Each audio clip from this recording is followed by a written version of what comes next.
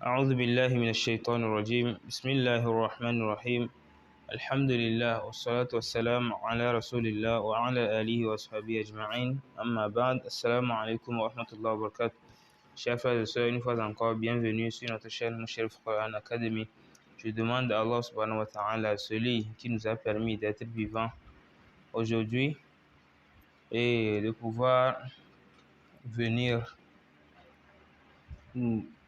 pour œuvrer sur son droit chemin, qu'Allah subhanahu wa ta'ala nous garantisse le paradis et nous préserve de l'enfer, tout en nous donnant le meilleur de ce bas monde et en faisant de nous des musulmans et des croyants soumis à lui. Que la paix et la bénédiction d'Allah subhanahu wa ta'ala soient sur notre prophète et messager Mohammed sallallahu alayhi wa sallam, ainsi que sur sa famille, ses compagnons et tout musulman qui suivra ce droit chemin. Après cela, nous allons continuer notre série, Inch'Allah, Nawaqid al-Islam, les annulatifs de l'islam. Aujourd'hui, nous allons passer au 7e annulatif, Inch'Allah. Sans plus tarder, l'auteur, rahimahullah, Cheikh Mohammed bin Abdul Wahhab bin Sulaiman al-Tamimi, il dit السابع السحر ومنه الصرف والعطف فمن فعله رضي أو رضي به كفر. Le 7e annulatif, c'est quoi? C'est as-sihr, la magie. La magie, c'est interdit en islam et ça fait partie des grands péchés. Et pire encore, ça annule l'islam de l'un ou bien de celui qui la pratique. L'auteur dit as-sihr, le 7e annulatif, c'est la magie. Et quand on dit la magie, qu'est-ce que la magie? Parmi ce qu'on peut appeler la magie, c'est quoi?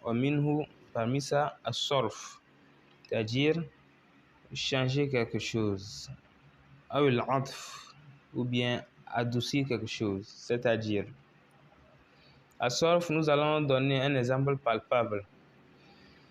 Par exemple, il y a deux personnes qui s'aiment, peut-être des frères en islam, des sœurs en islam, ou bien le mari et sa femme qui s'aiment, ou bien un prétendant qui voulait marier une fille pieuse, et maintenant on lui fait de la magie, on pratique de la magie sur cette personne-là, à sorf. Ce qu'il aimait maintenant, on change ça, la personne, si la magie agit sur la personne maintenant, nous allons remarquer quoi? Le changement de sentiment, ou bien le changement sur cette personne. La personne qui aimait autrefois cette chose-là n'a plus envie de se rapprocher de la chose, ou bien ne veut plus de cette chose-là. C'est que on a changé la chose pour cette personne. C'est la magie, ça. C'est-à-dire, une personne aime son frère en islam et du jour au lendemain, il déteste son frère. Il ne l'aime plus, il ne s'approche plus de lui, il s'en fout pas mal de lui. C'est que c'est la magie qui a été pratiquée sur le frère là. Qu'Allah nous en préserve. La deuxième des choses, c'est que quoi? Al-Antfu. Une personne n'aime pas la chose et on rend la chose douce pour elle. C'est-à-dire, c'est le contraire de As-Sarf. As-Sarf, c'est que la personne aimait et on change ça, la personne n'aime plus. Et Al-Antf, c'est que la personne n'aime pas cette chose et on rend cette chose maintenant aimable à la personne. On donne un exemple. Une fille, par exemple, ou bien un homme qui ne veut pas marier une fille, tout le monde sait qu'il n'aime pas la fille, il ne veut pas marier la fille. Maintenant, on fait la magie sur cette personne en rendant maintenant l'amour de la fille ou dans le cœur de cette personne-là, de ce jeune homme-là. Et vous allez voir du jour au lendemain, le jeune homme qui avait dit que non, je n'aime pas la fille, je ne veux pas me marier avec elle, brusquement a dit que oui, maintenant je l'aime, tout ça là. C'est de la magie, qu'Allah nous en préserve.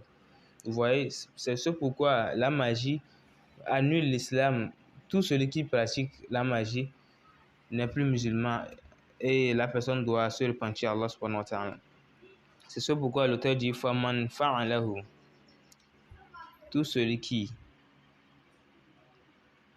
le fait, tout celui qui le fait, écoutez bien, tout celui qui le fait, c'est-à-dire tout celui qui pratique la magie ou bien ou bien agrée cette magie-là, c'est-à-dire il a mis la main sur ça. Par exemple, on demande est-ce que je vais faire la magie. Par exemple, une fille demande est-ce que je vais aller faire la magie sur cet homme pour qu'il tombe amoureux de moi. La fille qui veut commettre la magie là, si elle le fait, elle n'est plus musulmane auprès d'Allah subhanahu wa ta'ala. Maintenant, si toi, une autre personne, peut-être son ami, sa maman, son papa, tu dis oui, c'est bon, il faut aller le faire, toi aussi, tu en fais partie. C'est ce qu'on appelle ordre yabihi. Tu agrées ceci, tu approuves cela, tu as approuvé cette magie-là. Qu'Allah nous en préserve. Et l'auteur dit Kafara, il a mécru vis-à-vis d'Allah. Nous n'allons pas trop parler sur celui-ci parce que pour ne pas durer trop sur le sujet, même si c'est important. Maintenant, pour clôturer, l'auteur a amené une preuve solide, c'est-à-dire la preuve, c'est ce qu'Allah dit dans son Coran, Surat al-Baqarah, il dit وَمَا يُعَلِّمَانِ مِنْ أَحَدٍ حَتَّى يَقُولَا إِنَّمَا نَحْنُ فِتْنَةٌ فَلَا تَكْفُرْ. Il y a l'histoire de notre prophète Suleiman alayhi salam, Salomon. Il y avait des génies qui montraient de la magie aux gens. Mais avant d'enseigner cette magie-là, il dit quoi? Il ne montrait ça à aucune personne jusqu'à ce qu'ils ne disent.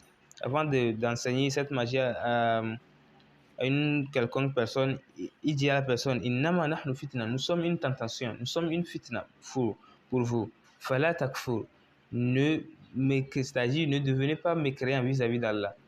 Ne commettez pas al-kufr, ne commettez pas la mécréance vis-à-vis d'Allah. Ne renoncez pas à votre islam pour que vous puissiez apprendre la magie venant de nous. Donc ça veut dire que c'est effectivement une pratique qui peut entraîner la mécréance, ou bien toute personne qui pratique de la magie ou qui l'agrée ou qui approuve la magie, que c'est une bonne chose, cette personne-là devient mécréante vis-à-vis d'Allah. Qu'Allah subhanahu wa ta'ala nous en préserve de la magie et des autres annulatifs de l'islam. Je ne vais pas trop monopoliser la parole. D'ici là, portez-vous bien et faites votre propre recherche aussi auprès de nos grands savoirs. Nous, on donne ce que Allah subhanahu wa ta'ala nous a facilité, et là où on a pu dévier sur le bon chemin, qu'Allah subhanahu wa ta'ala nous pardonne. Là où on a été comme il le faut, comme le prophète sallallahu alayhi wa sallam nous l'a enseigné, et Allah subhanahu wa ta'ala nous l'a enseigné dans son Saint Coran, qu'Allah nous le mette sur nos bonnes actions pour que le jour du jugement, nous puissions être parmi les victorieux, les gagnants, ceux qui auront la miséricorde d'Allah subhanahu wa ta'ala pour y entrer au paradis. Portez-vous bien d'ici là. Qu'Allah subhanahu wa ta'ala nous bénisse tous. Assalamu alaikum. Khitaman wa ibtida.